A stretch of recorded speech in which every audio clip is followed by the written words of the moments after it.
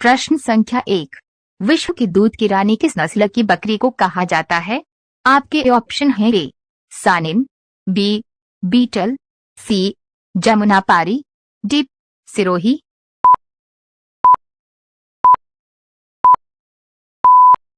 इस प्रश्न का सही उत्तर है ए सानिन। सानिन नस्ल की बकरी को दूध की रानी कहा जाता है। ये बर्ड स्विट्जरलैंड में पाई जाती है। नर का न्यूनतम वजन 85 किलोग्राम और मादा का 65 किलोग्राम होता है। प्रश्न संख्या 2। पहला बैंक जिसकी शाखा को ISO 9002 प्रमाण पत्र प्राप्त हुआ है। आपके ऑप्शन हैं A State Bank of India, B Canara Bank, C Bank of India, D Punjab National Bank.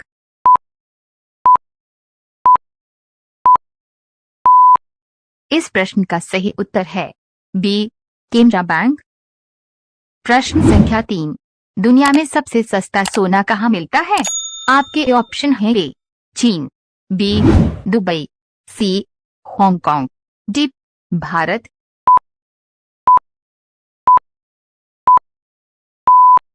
इस प्रश्न का सही उत्तर है सी हांगकांग। हांगकांग के बैंक आमतौर पर सोना खरीदने पर कम प्रीमियम देते हैं, इसलिए यदि आप सबसे सस्ता सोना खरीदना चाहते हैं तो हांगकांग आपके पक्ष में हो सकता है। हांगकांग में आप ऑनलाइन डीलरों के माध्यम से सोने के सिक्के, बार आदि भी खरीद सकते हैं। प्रश्न संख्या 4। इंसान की खोपड़ी में कुल कितनी हड्डियां होती हैं? आपके ऑप्शन हैं ए 10, बी 12, सी 20, डी 22।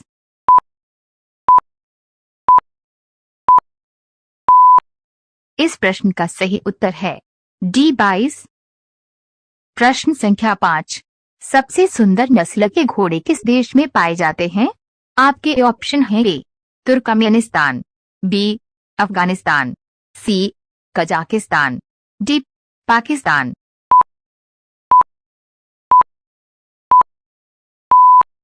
इस प्रश्न का सही उत्तर है ए तुर्कमेनिस्तान।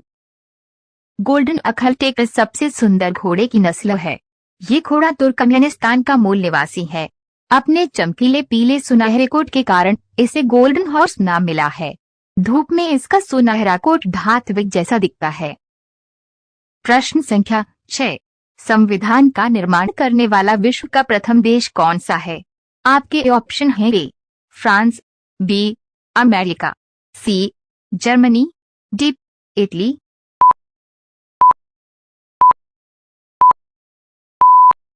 इस प्रश्न का सही उत्तर है बी अमेरिका। दुनिया में सबसे पहले संविधान को लागू करने वाला देश अमेरिका है। अमेरिका ने फिलाडेल्फिया सम्मेलन के दौरान 21 जून 1788 को सबसे पहले संविधान को लागू किया था। प्रश्न संख्या 7। बैलोन डियोर पुरस्कार किस खेल के लिए दिया जाता है? आपके ऑप्शन हैं ए वॉलीबॉल, बी क्रिकेट, सी टेनिस, डी फुटबॉल।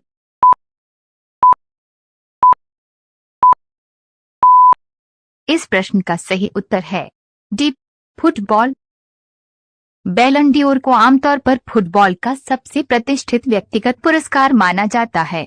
खेल लेखकों गैब्रियल हनोट और जैक्स फेरन द्वारा परिकल्पना के अनुसार 1956 से 2006 तक फुटबॉल पत्रकारों के मतदान के आधार पर पिछले वर्ष के दौरान सर्वश्रेष्ठ प्रदर्शन करने वाले पुरुष खिलाड़ी को बैलोन डियोर पुरस्कार से सम्मानित किया जाता था। प्रश्न संख्या 8। ग्रैमी पुरस्कार किस क्षेत्र में दिया जाता है? आपके ऑप्शन हैं ए अभिनय, बी संगीत, सी गायन, डी मुक्केबाजी।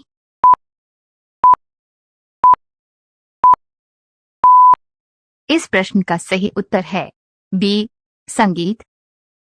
प्रश्न संख्या 9। 90 के दशक का मशहूर एनिमेटेड गीत एक चिड़िया अनेक चिड़िया किसने गाया था? आपके ऑप्शन हैं ए अलका याग्निक, बी साधना सरगम, सी लता मंगेशकर, डी आशा भोंसले।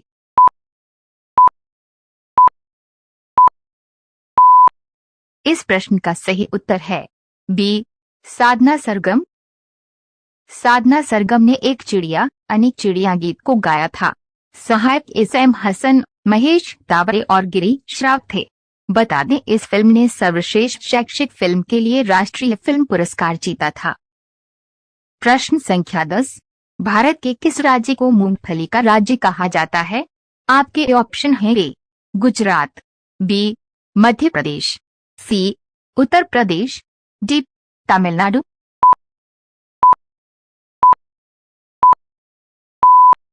इस प्रश्न का सही उत्तर है ए गुजरात। गुजरात में मूंगफली का सबसे अधिक उत्पादन होता है। अकेले गुजरात में ही दुनिया की 40% मूंगफली का उत्पादन होता है। गुजरात में 20 लाख हेक्टेयर जमीन पर मूंगफली की खेती होती है, जहां से हर साल करीब 26 लाख टन मूंगफली का उत्पादन होता है। प्रश्न संख्या 11, दुनिया का सबसे बड़ा बांध कौन सा है? आपके ऑप्शन हैं ए करिबा बांध, बी रोगन बांध, सी थ्री गोर्जेस बांध, डी इटाईपू बांध।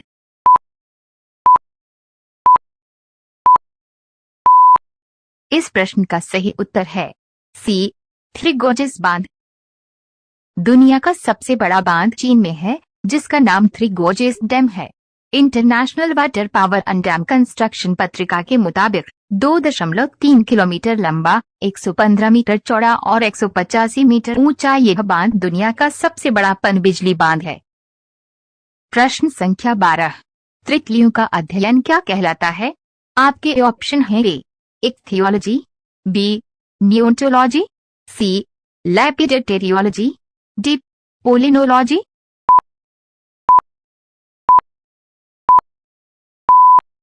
इस प्रश्न का सही उत्तर है सी लैपिडेटेरियोलॉजी। लेपिडोप्टेरोलॉजी की विज्ञान की एक शाखा है जो पतंगों और तितलियों की 3 सुपर फैमिली के वैज्ञानिक अध्ययन से संबंधित हैं। जो कोई इस क्षेत्र में अध्ययन करता है वह लेपिडोप्टेरिस्ट या पुरातन रूप से ऑरेलियन होता है। प्रश्न संख्या 13, नींबू व खट्टे पदार्थों में कौन सा अम्ल पाया जाता है? आपके ऑप्शन हैं ए ऑक्सैलिक अम्ल, बी फॉर्मिक अम्ल, सी अमीनो अम्ल, डी साइट्रिक अम्ल।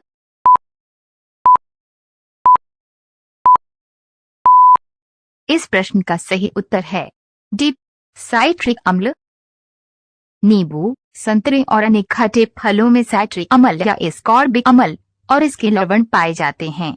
जंतु पदार्थों में भी बड़ी अल्प मात्रा में ये पाया जाता है। नींबू के रस से ये तैयार होता है। नींबू के रस में 6 से 7% तक साइट्रिक अम्ल होता है। प्रश्न संख्या 14, लाल चींटी के डंक में कौन सा अम्ल होता है?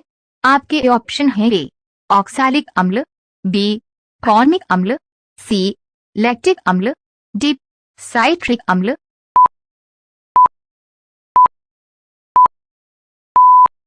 इस प्रश्न का सही उत्तर है बी फॉर्मिक अम्ल। फॉर्मिक अम्ल एक कार्बनिक यौगिक है।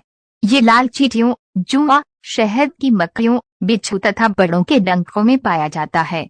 इन कीड़ों के काटने या डंक मारने पर थोड़ा अम्ल शरीर में प्रविष्ट हो जाता है तो उस स्थान पर जलन होने लगती है तथा वह स्थान फूल जाता है और दर्द करने लगता है। प्रश्न संख्या 15, वाहनों के हेडलाइटों में किस प्रकार के दर्पण का इस्तेमाल होता है? आपके ऑप्शन हैं ए उत्तल दर्पण, बी अवतल दर्पण, सी परवलयीय दर्पण, डी समतल दर्पण।